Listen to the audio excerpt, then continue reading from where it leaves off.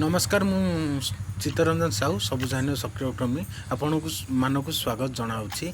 श्रावण मासर प्रथम सोमवार एवं काउरिया भाई मानकर आगमन में आज भी आम सबुज कर्मी मैंने सबुज मार्ग में रास्ता दुई पार्श्वर गछ को फिनिशिंग करुचे।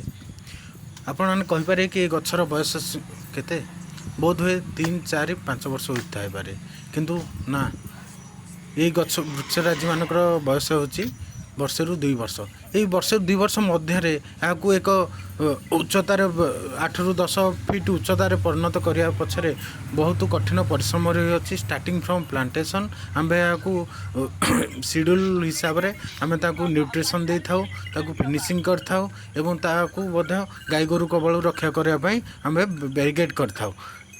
आज कार्यक्रम रही अच्छी आम फिनिशिंग करिया।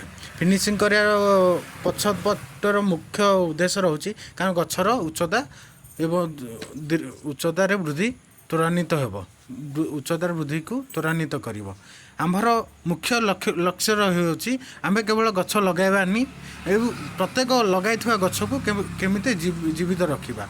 आम गछ लगार परिमाप को यहीपरि भाव